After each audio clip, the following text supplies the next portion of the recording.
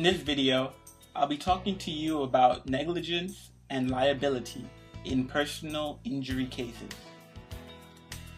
The first step in any personal injury case is deciding if another individual or business is responsible for your injury. Liability is the technical terms for legal responsibility. In determining liability, your personal injury attorney will determine whether your injury was caused by the negligence of that individual or that business. So negligence. Now, negligence is described as the failure to exercise the required amount of care to prevent injury to others. Many times this is described as what another reasonable person would do in a similar situation. For example, a reasonable person would stop at a red light to prevent running into another car. If you do not stop at the red light, then you become negligent in your responsibilities. Unfortunately, most personal injury cases are not so clear-cut.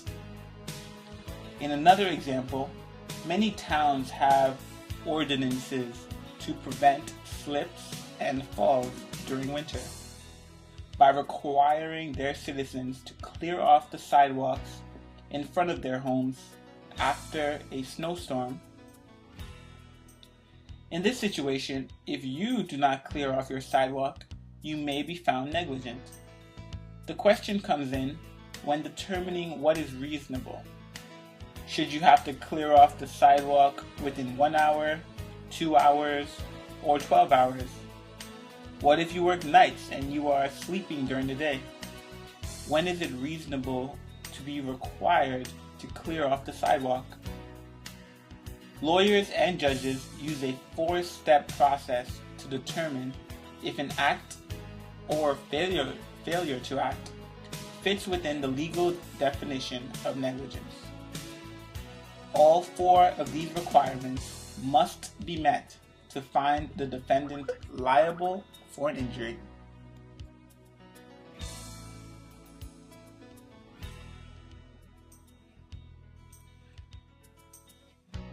The first factor is legal duty. So the defendant must have a legal responsibility to act in a specific way. Every time you step into a driver's seat, you have a legal duty to follow certain laws that prevent injury. In almost every facet of your personal and professional life, you take on these responsibilities often without even knowing about these duties.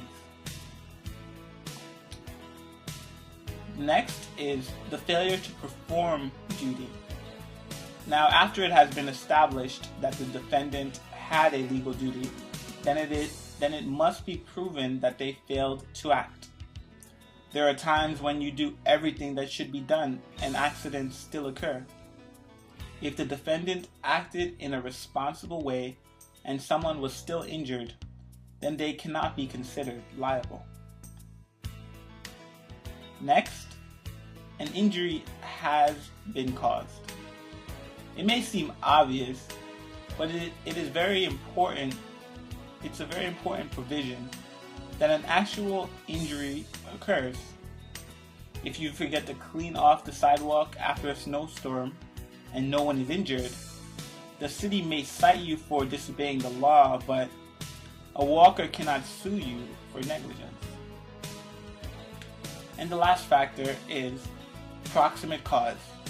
So the final step in proving negligence is showing that the negligent act was the direct cause of the injury. Sometimes this can be the most difficult point to prove. If we take the example of the icy sidewalk again, and a teenager comes running down the street and slips, the case becomes more complicated. Is it fully the fault of the homeowner for not clearing their sidewalk? Or should the teenage individual have been walking and they were injured due to their own lack of care? Yes? Well, qualified personal injury attorney is essential in determining if you have a solid personal injury case, as they will be able to accurately check if all of these conditions have been satisfied.